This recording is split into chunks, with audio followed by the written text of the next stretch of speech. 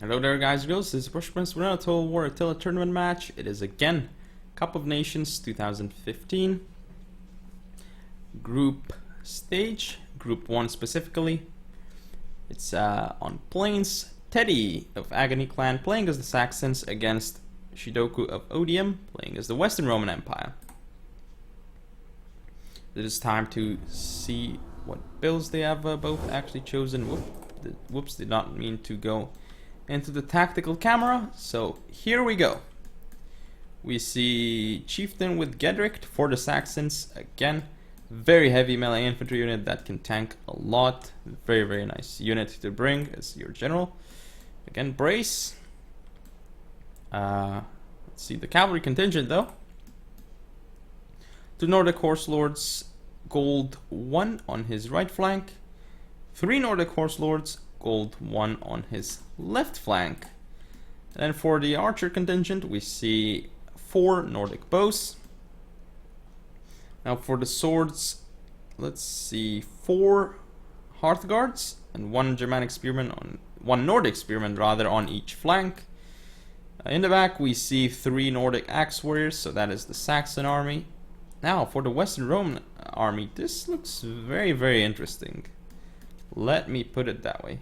I haven't really seen such a formation before as the Western Romans, but looks quite cool actually, and I can see it working against some armies. This looks like sort of like what you would do in Shogun 2 with matchlocks, put them on the flanks, these Ballistari. But yeah, I'm gonna go over his build. So Palatina guards over here. Interesting choice. I guess he wants strong cavalry. He doesn't want the Magister Militum instead. Defensive, again, these guys do have Testudo. It's attacking Testudo though, my bad, not defensive, so they can kind of hold their own against cavalry, but still they're quite vulnerable to cavalry no matter what. Let's look at the stats. Decent armor, decent health, but still vulnerable to cavalry no matter what. Again, let's see the Cav contingent. 2 Scoli Palatine on the right, bronze 2. In the center, 2 Scoli Palatine, bronze 2. On the left, 2 Scoli Palatine, bronze 2. Now, his flanks, well, he has 2 Ballistari and 1 Western Auxiliary Palatina on each flank, and supported by 2 Scoli Palatine. I kind of like that. I think it's pretty cool. Then his center, 3 Armigeri Defensoris. 1 actually has a bronze 1 upgrade. And another Armigeri Defensoris here. And 2 more Armigeri Defensores, so that's 6 of those. These guys are fairly strong mainline infantry, fairly good units. Not as tanky as Protectores Domestici, and not very heavy like Protectores Domestici as well. But they are still very good units, of course. So yeah, this is going to be interesting, but again, the Nordic bows will do very good damage against the Ballistari here. Something to keep in mind. Especially because the Ballistari have very poor armor, it's not like they're elites or something. So the mainline engagement will start. Hearthguards are going to engage Armigeri Defensoris. But there's a cavalry charge coming in from Rome. This is going to do a lot of damage. Very nice Scoli Palatine charge. It's going to get also into the Nordic bows and kill a huge amount of them, and also this Hearthguard. So I like this by Rome, but no follow-up. No follow-up with the Roman infantry here. This is not good. Finally follow up, but he's gonna pull out, which means he's gonna lose significant amount of his units. Actually, I'm surprised he only lost 10. But this does mean his Armigeri will get charged though by Cav, so that's not good. We see Saxon pushing though on the right, which I don't really agree with because he doesn't have the advantage here. He's pushing though on the left, and this is where I actually agree because looks like over here he's gonna be able to get into the Ballistari, but he's not microing that right now. He's gonna get his axes in though, and these guys are going to do very well against the Armigeri Defensoris. The archers, the bows though, do get charged by the Scoli Palatine of Rome, so that is not something that he wants. Again, the Ballistari here going to die to Nordic Horse Lords. Huge waste of money by the Roman Empire because it is not able to defend those units right now at all. You can see over here more flaming shots from the Nordic bows into the Scoli Palatine, and the Ballistari will go down as well.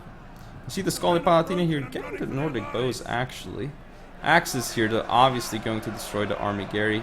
These axe units here too.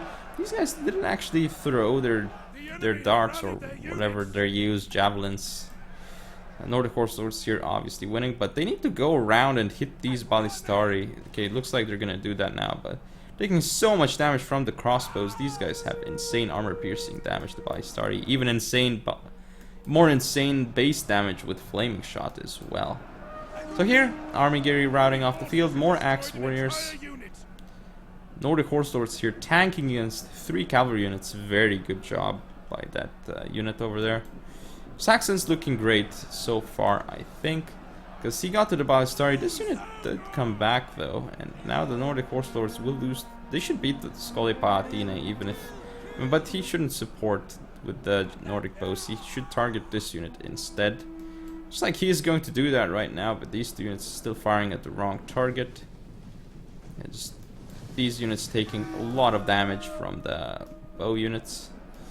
And looks like, again, yeah, he's going to lose his right flank. The Saxons are going to, because he shouldn't have pushed there.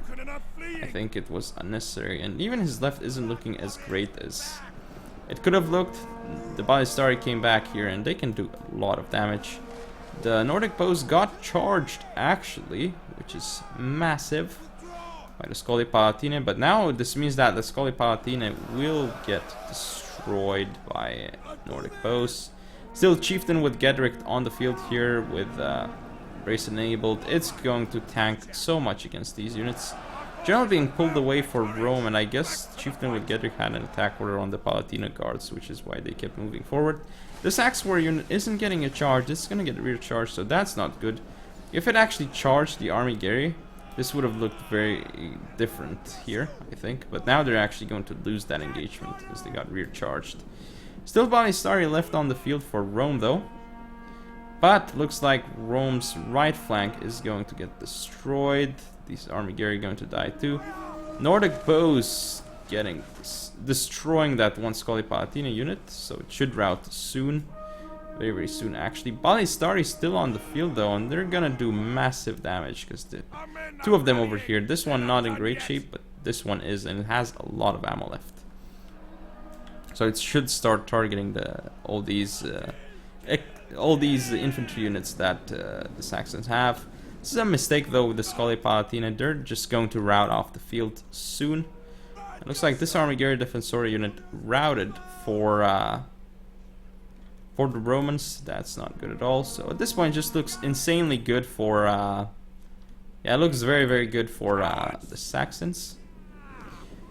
Now the rear charge, not the rear charge actually, but the Army Gary not getting their own charge. Now they are, but it's not gonna matter. Chieftain with Gedrick, too much. Too many of them alive. So at this point, very confused as to why the Romans are not chain routing actually, because it looks like they should chain route. But it's not actually the case right now. I mean, they're all wavering, but they're not routing off the field. But these axes are going to die to all these crossbow men. The men are running. Stand and fight, damn you! Trying to chase, but they're exhausted against the wounded unit. Oh, the Palatina guards routed off the field, and now the Roman troops route off the field. But why is it 1 minute and 50 seconds remaining? This does not make much sense. Okay, the units came back. Okay, I get it now. Ballistari is still running away from Hearth Guards.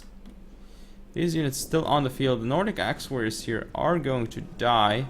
And if they get charged soon, they might just rout off the field. But I guess he does not want to risk that, because the charge would still be devastating against the Palatina guards. They would lose a lot of men.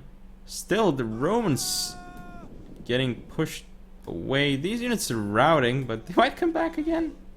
Because they're just routing, they're not shattered. That would be crazy if they come back again. Crossbows here, gonna get chased off the field, and there's no way they can turn around and face those Hearth Guards. They should get caught at some point, but very tired against exhausted, so they're gonna run a bit faster for a while. But yeah, they do get routed off the field, and they're gonna start dying, I think. No, they're not. Actually, they are just very little, though. And now we should see the game end, as the Palatina guards get in here. He might be able to rout one unit, but oh, these archers actually are going in, and oh, they did rout the Palatina guards. So that's huge, because if the Palatina is routed the Hearth guards, and Flee the field of battle. then he could have routed the Nordic bows as well. But this is very, very close. Now, Western Auxiliary Palatina going to get destroyed by the Chieftain with Gedrick. Look at the Chieftain with Gedrick doing so well this game. Very, very impressive unit. For sure, Pyrrhic victory for the Saxons, obviously, because it was very, very close.